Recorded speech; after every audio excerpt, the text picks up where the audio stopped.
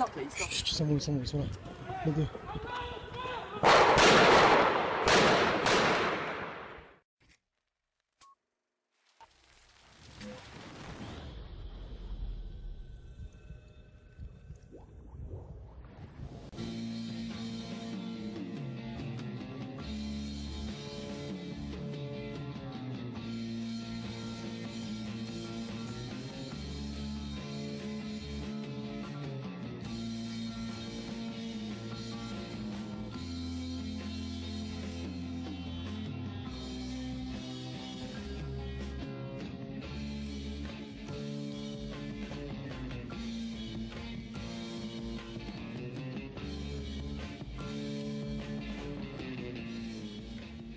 Salve, salve, galerinha! Beleza?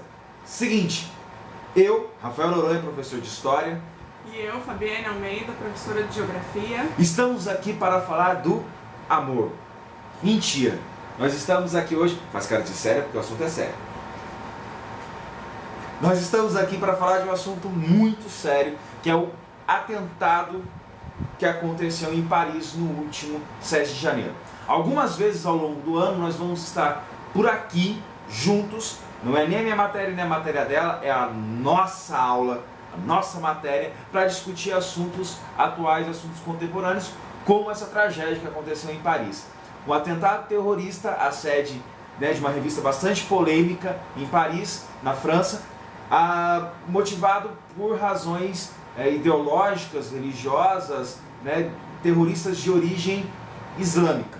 Bom, quem está acompanhando o noticiário tem visto que, por um lado, há uma discussão, mais uma vez, como aconteceu no 11 de setembro e outros atentados terroristas, sobre, né, o mundo islâmico, a diferenciação que nem sempre é feita entre esses terroristas e o universo islâmico, a cultura islâmica, né, a religião muçulmana, e, ao mesmo tempo, também uma discussão sobre a xenofobia, sobre a liberdade de imprensa, o limite da revista.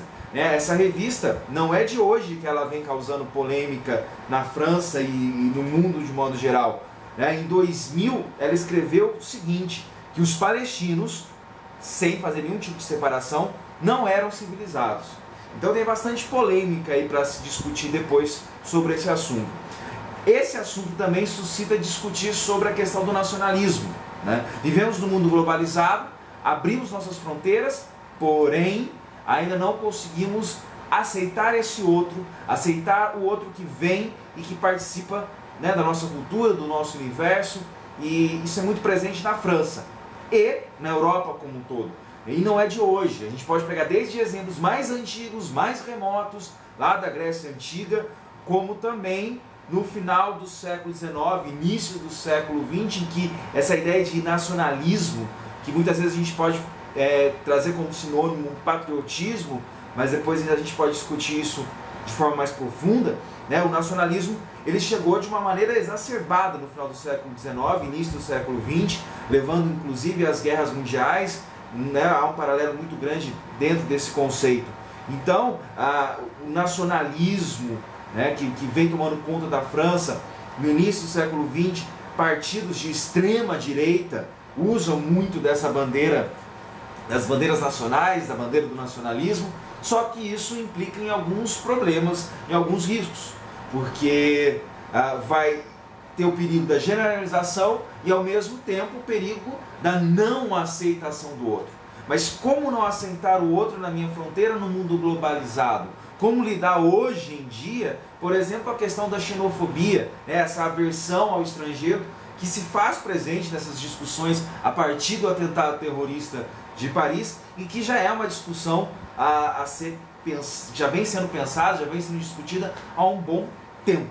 Sobre a xenofobia como um problema social, nós temos que refletir um pouco sobre a questão dos fluxos migratórios, né? Nós vimos depois do descobrimento das Américas até o século XVIII, mais ou menos, que as migrações saíam da Europa para o Novo Mundo.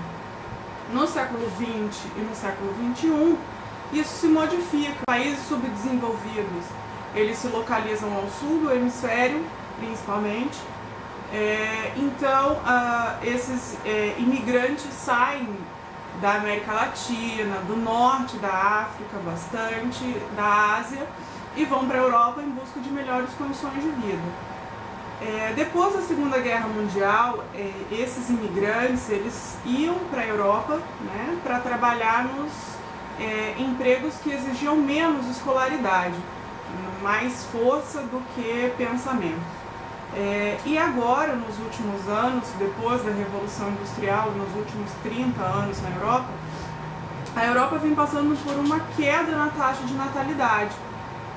Esses imigrantes, então, eles são absolvidos no trabalho, são importantes economicamente para a Europa, devido à baixa taxa de natalidade. Então, a questão da xenofobia acaba sendo uma grande contradição. Como que eu tenho uma aversão ao estrangeiro se economicamente ele é importante para a França, para a Alemanha, para outros países, para vários países europeus, que tem uma taxa de natalidade em torno de 0,1, né? Então a questão da xenofobia passa a ser uma grande contradição, né? Os muçulmanos na França, eles representam 6,2 milhões, mais ou menos, mas são considerados, ou possuem uma cidadania considerada de segunda classe, né? Então, quer dizer, eles são importantes, né, até certo ponto, eles são importantes como mão de obra, como braço, né, no trabalho, mas eles não possuem plenamente, né, o seu direito de cidadania, ou na prática isso é negado, o que também se torna uma contradição logo na França, né, o berço da cidadania contemporânea, né, a partir da Revolução Francesa, e é muito semelhante também fazer esse paralelo, que é uma dica importante aí, com o que acontecia na cidade-estado na Grécia, né? O estrangeiro, ele era de segunda classe, ele não possuía direitos plenos, né, mas era importante porque também servia de mão de obra, né? Então, infelizmente, algumas coisas não mudam, assim como se faz uma polêmica muito grande relacionada a essa questão da França, e eu não diminuo em nada, né, a questão das mortes que aconteceram, não são justificáveis de modo algum, de maneira alguma mesmo, mas, né, essa intolerância a esse estrangeiro também gera, né, no mundo atual, uma intolerância generalizada em vários países, porque eu me compadeço com o que acontece na França, mas, por exemplo, eu esqueço o que acontece em vários lugares do mundo, como a África, né? Talvez um exemplo aí seja o caso da Nigéria, né? Os problemas, enquanto eles permanecem na África, eles ficam na África, né? Foi assim como o caso do Ebola, que a gente viu, que a África estava sofrendo com esse problema, mas o caso só tomou notoriedade internacional. Os 2 médicos norte-americanos foram contaminados. E a mesma coisa é o caso da Nigéria, né? A Nigéria vem sido há alguns anos atacada por um grupo terrorista, Boko Haram. Você está perguntando para mim? Deve ser. Que alega luta pela Sharia? Sharia? Você está perguntando para mim de novo? Eu não sei, mas deve ser. Pelo grupo terrorista Boko Haram, que alega a luta pela Sharia, que é a lei islâmica, o combate à corrupção e a falta de pudor das mulheres. Esse nome, ele significa educação não islâmica é pecado. E ele vem promovendo alguns atentados terroristas na Nigéria, que de 2011 para cá, cerca de 16 mil pessoas já morreram em atentados terroristas. Eles, em 2014, se armaram bastante, passaram a andar pelas ruas com caminhões e carros blindados. Eles atacam escolas, prédios públicos e não oficialmente, porque o governo não confirma isso, não oficialmente eles dominam cerca de 20 cidades na Nigéria. Eles querem tomar o poder político, né? Eles querem acabar com a democracia. As próximas eleições estão previstas para o dia 14 de fevereiro e é importante ressaltar que a Nigéria é muito preciosa na questão do petróleo, né? Tanto que um dos grupos Um dos países que apoiam o grupo terrorista é a Arábia Saudita, que é o país que hoje produz diariamente a maior quantidade de petróleo no mundo. E não se sabe exatamente quem patrocina, de onde vem o dinheiro para que o grupo se arme, de onde vem esse dinheiro. Porque as informações que nós temos sobre os atentados, sobre o grupo terrorista, elas são muito desencontradas ainda.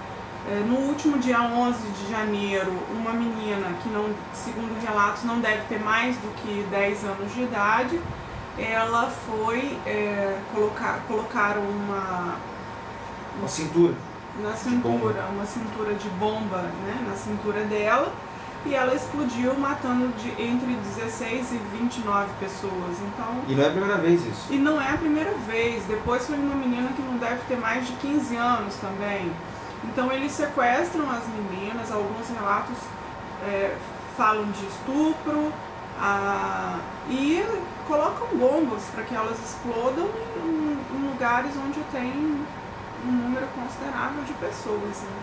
Mas isso está acontecendo na Nigéria, não está acontecendo na França, então não chama tanta atenção, tanta repercussão. De maneira nenhuma diminuindo, é claro, que aconteceu na França.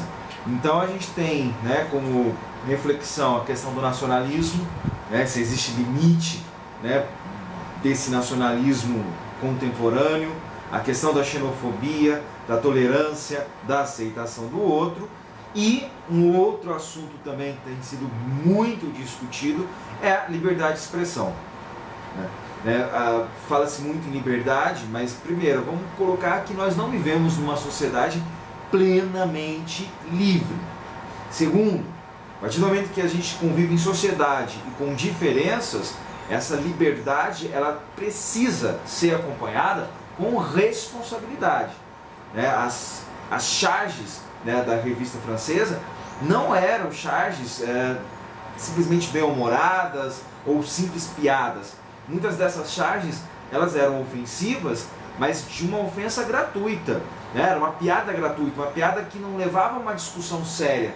Uma dessas charges lançadas pela revista mostrava o profeta Maomé segurando o Alcorão, que é o livro sagrado muçulmano, e na legenda, no texto, falava que o Alcorão era uma merda, com essa expressão.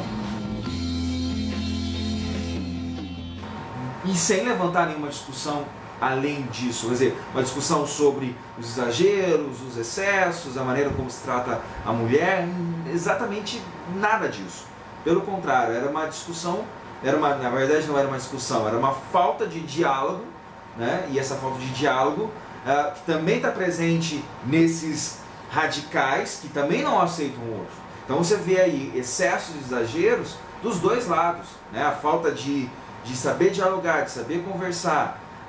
Uma piada pela piada que não leva a uma discussão, ela pode ser perigosa, né? E eles vêm fazendo essa provocação. Para a religião islâmica, retratar o profeta Maomé é algo inaceitável.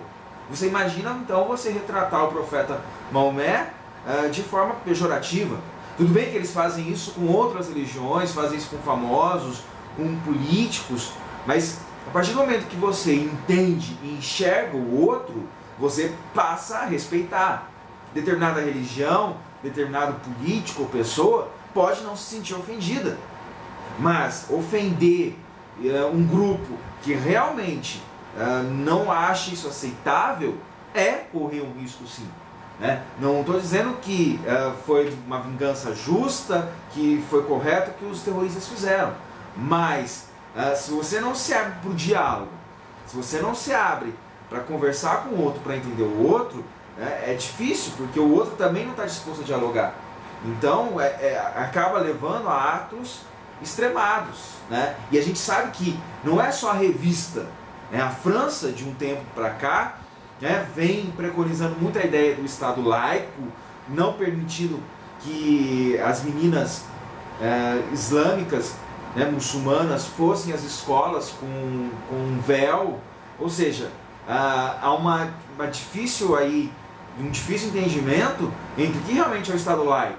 O Estado laico é um Estado sem preconizar uma religião, sem tomar partido de uma religião, mas não quer dizer que dentro da sociedade não exista a religião, pelo contrário, né? Você tem a liberdade religiosa. Então, se você abre fronteiras para o outro, permite que esse outro entre, participe da sua sociedade, no mundo que a gente vive, né, o mínimo é a questão do respeito. Então, os dois lados têm culpa nessa história, os radicais e, por outro lado, também a revista. A revista que nunca separou, sempre retratou o Islã, sempre retratou o muçulmano como terrorista. Nunca separou. E, de certa forma, isso vai criando uma cultura dentro de uma sociedade e que isso só é discutido quando algo, né, extremo acontece, como foi o atentado do último dia 7 e os desdobramentos, né, sobre isso. Bom, a discussão não termina aqui, as notícias estão saindo a todo momento. Ontem a Al-Qaeda reivindicou o ataque, então... Hoje cedo, outros grupos terroristas também estão aí querendo reivindicar. Então tem muita coisa ainda para rolar sobre esse assunto.